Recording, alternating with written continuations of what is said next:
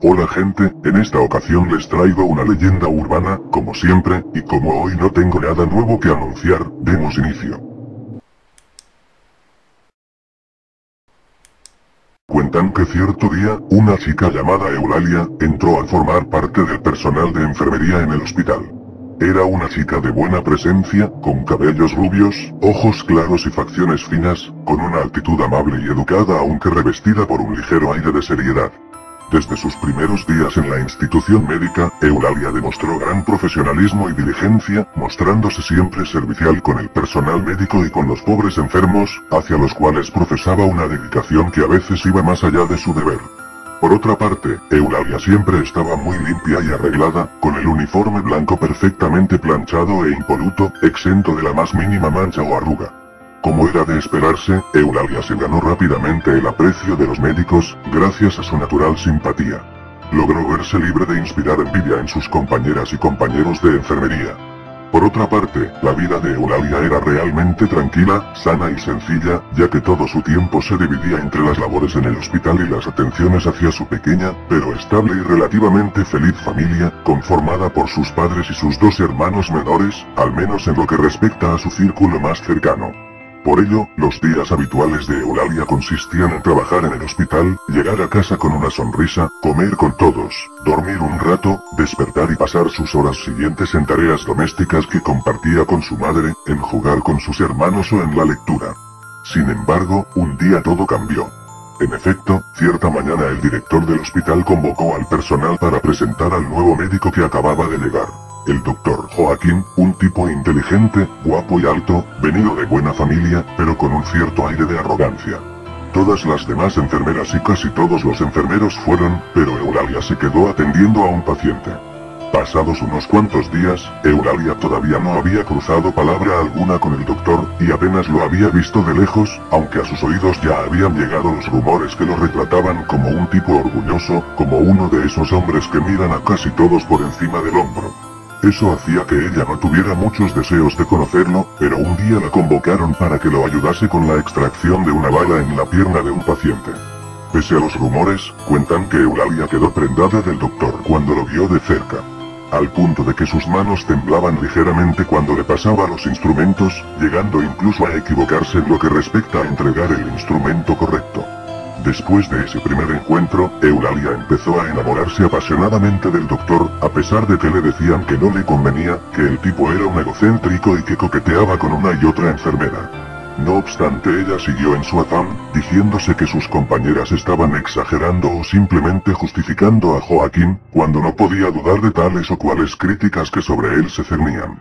De ese modo, pasados algunos meses ella consiguió su propósito y el doctor cedió a sus encantos, aceptando ser su novio. Durante un largo tiempo, Eulalia se sentía la criatura más dichosa del mundo. Y su pasión crecía como un incendio a pesar de que Joaquín no parecía amarla con la misma intensidad, e incluso, según las malas lenguas, coqueteaba con otras chicas a espaldas de ella. Tras poco más de un año de noviazgo, Eulalia se sorprendió cuando cierto día Joaquín le propuso matrimonio, a lo cual ella accedió con el cándido entusiasmo de una quinceañera enamorada. Sin embargo, era necesario esperar para la boda, ya que antes Joaquín debía irse a un seminario de 15 días en otra ciudad. Antes de irse él le pidió que le planchara y preparara un fino traje, ya que debía estar impecable y elegante en el seminario. Entonces ella aceptó. Justo un día antes del viaje, él fue a recoger el traje y a visitarla, hablando tendidamente con ella y despidiéndose entre abrazos, besos y promesas de amor eterno. Tan solo una semana tras la partida de Joaquín, Eulalia ya lo extrañaba como si hubiese estado ausente varios meses, por lo que a veces adoptaba una actitud de melancólica nostalgia. Paralelamente, justo después de una semana cumplida desde el último día en que vio a Joaquín, un enfermero la abordó cuando estaba sola, le declaró su amor y le pidió que por favor lo acompañara a una fiesta como su pareja de baile. Pero ella se negó. Y le dijo que si acaso no recordaba que el doctor y ella tenían una relación. Asombrado y algo herido, el enfermero la miró y le dijo que no entendía cómo es que nadie le había contado que Joaquín renunció en el hospital, y se fue a un viaje de luna de miel con su nueva esposa.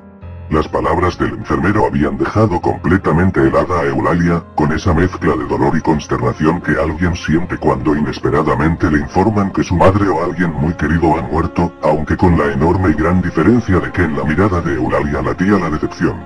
Por eso ella no acertó a decir nada, y solo agachó la cabeza y se fue caminando, con la leve esperanza de que aquello fuese un invento del enfermero para salir con ella. Pero a la mañana siguiente fue y averiguó en los registros, y efectivamente Joaquín había renunciado. Por lo cual era lógico asumir que lo de la luna de miel era también cierto, tal y como decían muchas más personas además del enfermero. Desde su decepción amorosa, Eulalia jamás volvió a ser la misma. Nunca había tenido un novio antes, y solo le había gustado uno que otro chico durante su adolescencia, siendo con Joaquín con quien supo lo que realmente era el amor. Sentía que su corazón era un jarrón despedazado sobre el árido suelo de la vida, y al parecer ni ella misma quiso recoger los pedazos y recomponerlo, ya que permitió que la amargura fuera apoderándose progresivamente de ella, hasta convertirla en un ser frío, silencioso y sombrío. En una mujer que no volvió a vincularse a ningún hombre, porque se abandonó a la idea de que todos eran iguales. Y asimismo, en una enfermera que realizaba su trabajo con el alma empolvada por el tedio y el desgano, descuidando a los enfermos, hasta el punto de que algunos murieron por sus negligencias, al olvidarse de ellos y de su medicación. A pesar de ello no fue despedida porque sus compañeros y superiores la apreciaban, y pensaban que tarde o temprano volvería a ser la chica trabajadora y dedicada a los pacientes que siempre había sido.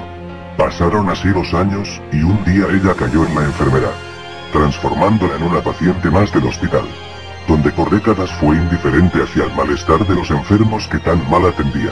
Ella era la abandonada ahora. Sin embargo, en lo profundo de su soledad, la reflexión le ablandó el corazón y antes de morir, se arrepintió de haber sido tan mal enfermera, falleciendo sin poder perdonarse a sí misma, y con el anhelo de enmendar de alguna forma sus errores pasados. Tras la muerte de Eulalia, en el hospital comenzaron a surgir testimonios de gente que era atendida por una amable enfermera que no parecía pertenecer al personal del hospital. Una chica joven con la ropa impecable, perfectamente planchada, tal y como la llevaba Eulalia en vida. Normalmente los testimonios eran confusos porque solía atender a los enfermos cuando dormían, se encontraban sedados o estaban muy graves. En cierta ocasión, una de las enfermeras que trabajaban de noche se quedó dormida en su turno. Su negligencia le podría haber costado la vida a un paciente que necesitaba una importante medicación para tratar una fuerte infección que hacía peligrar su vida. El hombre, semi-inconsciente, observó como una enfermera, a la cual no pudo reconocer porque tenía el rostro ligeramente borroso y como desdibujado, le suministró el antibiótico necesario, y mientras lo arropaba, le dedicó una caricia en el pelo. Un par de horas después, la enfermera que se había dormido en su turno, se despertó sobresaltada, y acordándose de lo importante que era suministrarle la medicación al señor, salió corriendo hacia su habitación, temiéndose lo peor. Al llegar allí se encontró que el goteo que mezclaba el antibiótico con el suero, estaba perfectamente colocado y la dosis era la correcta. Aún asustada, le preguntó al paciente quién le había puesto la medicación. Su respuesta fue su compañera rubia, la que tiene la bata sin una sola arruga. Esta fue una de las cientos de veces que la planchada atendió a alguien que necesitaba la ayuda médica o que había sido descuidado por las otras enfermeras.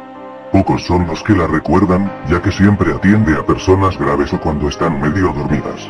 Ninguno puede recordar su rostro con claridad, ya que, casi siempre que se ha dejado ver, lo ha hecho con su cara ladeada o de espaldas. Pero todos los testimonios concuerdan en lo mismo, en lo impoluto de su aspecto, y en la forma tan perfecta en la que están planchadas sus ropas, así como en lo cordial y profesional de su trato. Algunos, de entre el personal del hospital, también dicen haberla visto durante escasas fracciones de segundo entrar o salir de la habitación de un paciente.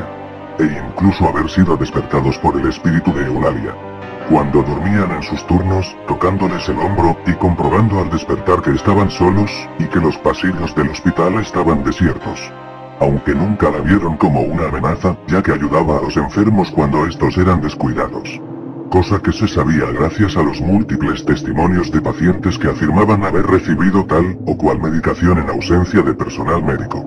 Según varias fuentes, esta leyenda es originaria de México, específicamente del Hospital de Juárez, pero se cuenta que la planchada ha aparecido en otros hospitales, e incluso hay historias similares en otros países.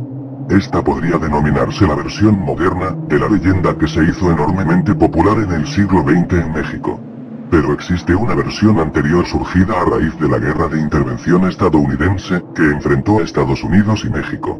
Durante dicha guerra, perecieron cerca de 25.000 soldados mexicanos, y en los hospitales de campaña las condiciones de trabajo del personal sanitario eran tan duras, que era frecuente que las enfermeras se quedaran dormidas en sus interminables turnos.